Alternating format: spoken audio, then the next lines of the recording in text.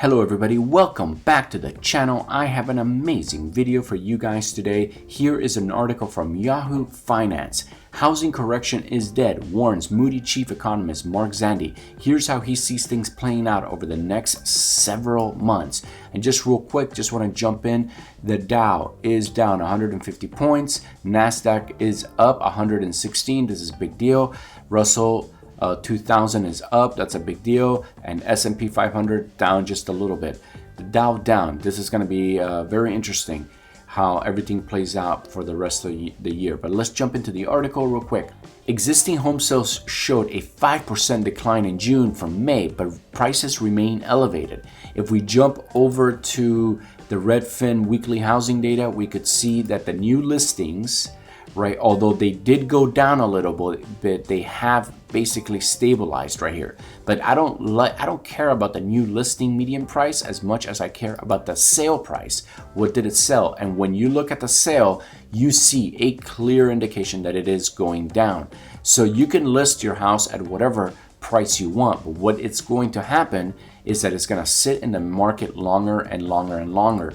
And the houses that are going to sell, those are the prettiest houses on the block. If you got one of those fixer-uppers, you expect buyers are not going to buy fixer-uppers at a top price in this market. Those fixer-uppers are going to sit in the market and for months until they lower the price to where a contractor could come in and actually make some money renovating it, or a first-time home buyer wanting to take on that task. So we're definitely seeing a turn, right? Like I said, this is the actual sale, right? Not what they're listing at. So if we keep reading, okay, sinking mortgage rates. Mortgage rates continue to climb as interest rates rise further. In some forecasting, short-term rise of 3.25% are now sitting at so now mortgage rates are sitting at around 6%. That's not good. That's not good because it's basically creating less buyers, right? So right now it's a buyer's market in the fact that there is less buyers and more sellers, right? So the few buyers that can afford these higher interest rates are definitely gonna have a field day because they're gonna be able to pick whatever they want and time is really on their side. So that's another thing. If you're a seller, time is against you right now. If you're a buyer, time is your friend because the longer you wait, the better deal you're probably gonna get. Now you gotta keep an eye on inflation, and you gotta keep an eye on interest rates because interest rates might keep going up, right? So keep an eye out, which will further bring down the price of homes. If we stay around 6, I think the market will adjust and eventually get that correction. If it goes much higher, then we will see a more significant pullback in the housing market. I agree 1,000%. I do believe it's going to go higher, by the way. That's my own personal opinion, but we'll keep reading. Let's see. If you're a home buyer, a young person looking to buy a home, you need a bit of a reset.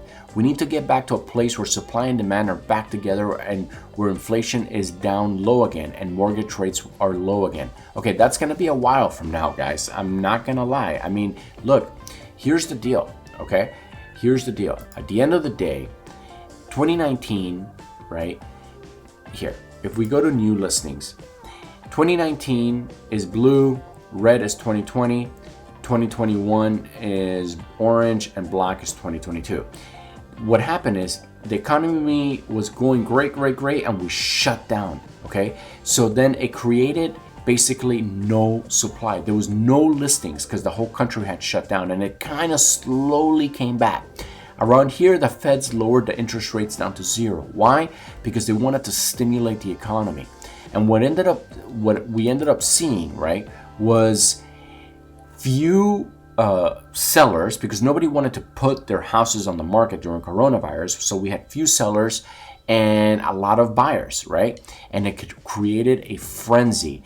With 0 interest rates, you could see what ended up happening. So it shot up houses from, look, in 2019, the average was 278. It shot it up to 385, right? So this is unsustainable. Communities cannot support these high levels. What that means is if you live in a neighborhood, you certainly cannot afford to buy a house in that neighborhood with that types of jobs that that neighborhood offers, and that creates a huge problem. Now, if we jump over to the Redfin Housing Downturn Risk Score, and we could see in the United States, what is happening, what are cities are the most acceptable to change. We got like these areas, these are the hot areas. We got Boise, we got Riverside, we got Tampa, we got Knoxville, we got Phoenix, we got Las Vegas.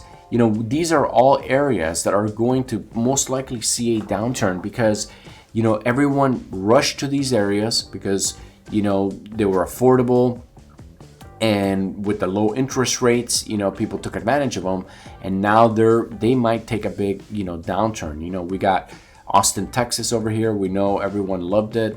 We got Denver. So if you live in these blue areas, you're gonna be pretty safe. But remember, these blue areas didn't jump up as much as some of these red areas did.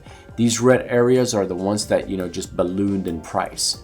So things are that's basically what we're looking at. We're looking at in my opinion, we're looking at a downturn here of housing prices going down to closer or probably below 2019 levels. Remember, I think that by shutting down the economy, by printing $10 trillion like we did in the last 2 years, by giving people, a lot of that COVID relief money, right? A lot of people were unemployed and a lot of people got extra money, and it created a sort of frenzy, right?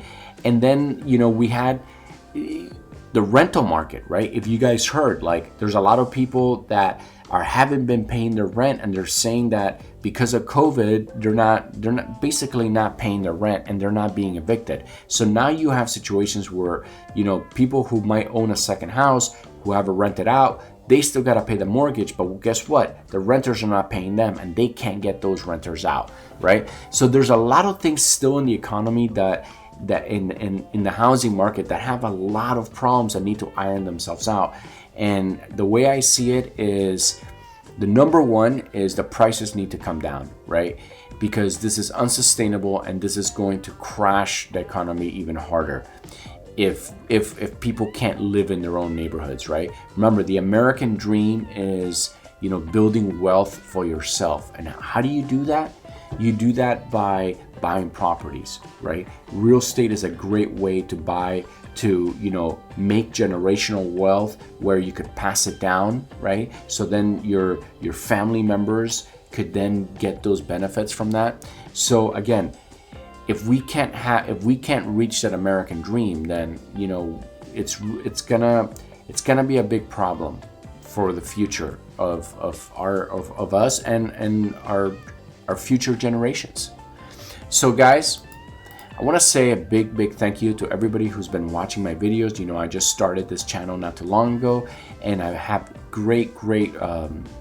I've had great feedback. People have been watching my videos, people have been commenting, liking the videos, and I just want to say thank you guys so much for all the support. Now, if you guys like my videos and you're not subscribed, go over here and smash that subscribe button and go ahead and like and leave a comment. I want to say thank you guys so much for watching. I love you guys, and I'll see you on the next video.